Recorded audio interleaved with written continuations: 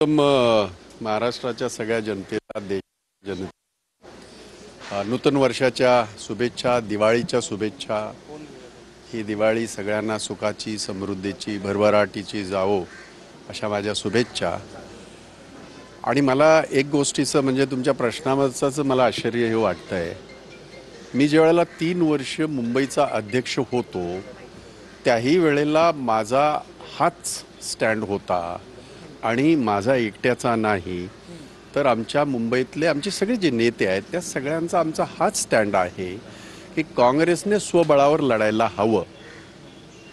त्याचं कारण असं आहे की ह्या ज्या स्थानिक स्वराज्य संस्थेच्या निवडणुका आहेत ह्या कार्यकर्त्यांच्या निवडणुका आहेत। कार्यकर्ता आयुष्यभर पक्षाचा झेंडा घेऊन जो फिरत असतो, आपल्या आपल्या वॉर्डामध्ये फिरत असतो, आपल्या आपल्या जिल्हा गटामध्ये फिरत असतो, पंचायत समितीच्या गटामध्ये फिरत असतो, नगरपालिकेमध्ये फिरत असतो, त्याला एक अपेक्षा असते की बाबा आमच्या नगरपालिकेच्या, आमच्या जिल्हा परिषदेच्या, आमच्या पंचायत समितीच्या किंवा महानगरपालिकांच्या निवडणुकामध्ये त्यांना संधी मिळावी आणि ती त्यांचं असा विचार करणं योग्य आहे। आणि म्हणून गेल्या याच्यामध्ये हप्त्यामध्ये आमची मुंबई काँग्रेसची जी पॉलिटिकल अफेअर कमिटी आहे, PAC ज्याला आम्ही म्हणतो, त्याची एक बैठक झाली आणि ह्या बैठकीला आमच्या महाराष्ट्राचे जनरल सेक्रेटरी इन्चार्ज, मुंबईचे जनरल सेक्रेटरी इन्चार्ज आदरणीय रमेश चेन्नितलाजी उपस्थित होते।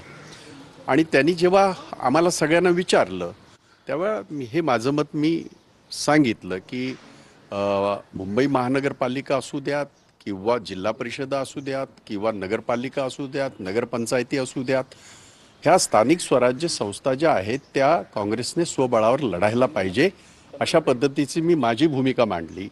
आणि आमच्या ह्याच्यामध्ये आमच्या ह्या पॉलिटिकल अफेअर कमिटीमध्ये जवळजवळ 15 लोक आहेत, ह्याच्यातल्या बहुतेक लोकांनी हाच सूर असंच मत मांडलं।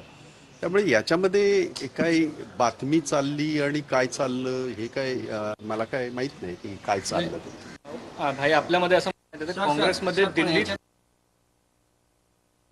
म्हणजे मी तसं गिरीश बोलणार, गिरीश पक्षाची भूमिका आणि तुमची भूमिका ही एक आहे का? कारण तुम्ही जी भूमिका मांडली ती पक्षाची भूमिका मानावी। मी पक्षाचा प्रमुख नसल्यामुळे माझं मत मी म्हटलं, तुम्ही लोक तुम्हाला हवं तसं काहीतरी गोगल्या टाकू नका, मला चांगलं माहिती आहे ते। मी ह्या गोष्टीचा उल्लेख केला, मी मुंबईचा अध्यक्ष असताना माझी भूमिका आणि आत्ताची माझी भूमिका याच्यामध्ये कसलाही बदल नाही। अर्थात समजा निवडणुकीसाठी कोणाबरोबर जावं कोणाबरोबर न जावं हे आमचे हायकमांड नेहमी याच्यावर हे करत असते, निर्णय घेत असते। परंतु मी जेव्हा अध्यक्ष होतो तेव्हा मी प्रमुख होतो। आता वर्षाताई गायकवाड अध्यक्ष आहेत, त्या प्रमुख आहेत। आमच्या पब्लिक अकाउंट कमिटीमध्ये जे बसलो होतो ते मी तुम्हाला सांगितलं।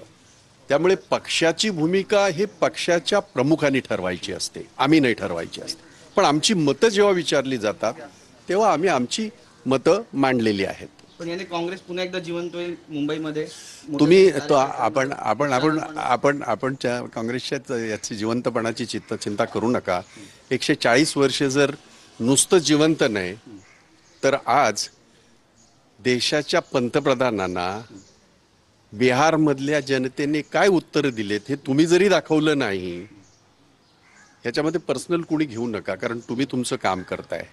तुमचे जे तिथे दिल्लीत प्रमुख बसलेले आहेत ना, ज्यांना सरकारकडनं ॲडव्हर्टिजमेंट पाहिजे, त्यांचा एजेंडा जो आहे तो जो चालला जातो तो चालू द्या, आम्हाला त्यांच्या एजेंडाशी काही लेन देण नाही। पण बिहारच्या जनतेने यांना, त्यांच्या नेत्यांना, विशेषतः आत्ता अस्तित्वात असलेले मंत्री असतील किंवा आमदार असतील, त्यांना ते रस्त्यावर उतरल्यावर जनताच त्यांना हे जाते, वोट चोर गद्दी छोड असं म्हणते आहे।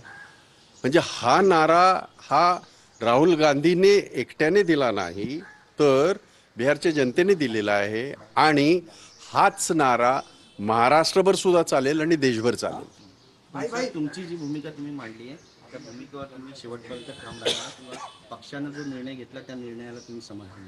नाही, असं आहे की आमच्या भूमिका विचारल्या जातात, आमचे विचार विचारले जातात. आम्ही मांडलेले विचार पक्षाने 100% स्वीकारावे असं काही मानण्याची गरज नाही. याच्यापूर्वी असं अनेक वेळेला झालेलं आहे आणि आम्ही हेही सांगितलं, आपण आता काँग्रेस म्हणून एकटं लढून नंतर आपण अलायन्स करूही शकतो, असं अनेक वेळेला झालेलं आहे.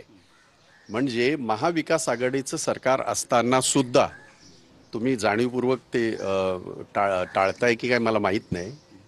मी विरोधी पक्षात होतो. महानगरपालिकेमध्ये माझा विरोधी पक्ष नेता होता आणि 5 वर्ष सातत्याने रवी राजा हा आमचा विरोधी पक्ष नेता होता. त्यामुळे तुम्ही जे काही गणित मांडताय हे लागूच होत नाही इथं.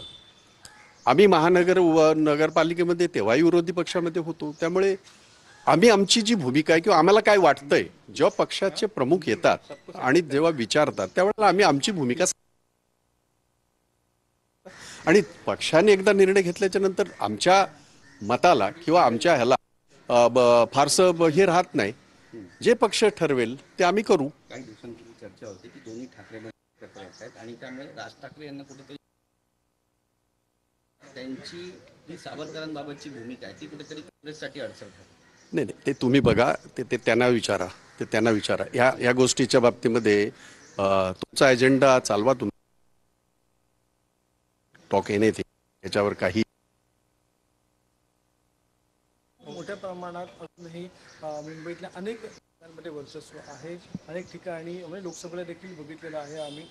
खासदार निवडून आलेले जर काँग्रेस एकटी स्वबळावर लढली, तुम्ही आता अनेक वर्ष हे सांगता स्वबळावर लढायला पाहिजे, अनेक वेळा झाले. आजच्या परिस्थितीत जर काँग्रेस एकट्याने स्वबळावर लढली तर किती काँग्रेसला यश मिळेल, किती ठिकाणी आपण असं काही गणित आपण केलेलं आहे? नाही, ते गणित अशी गणित कुणाचीच चालत नाही.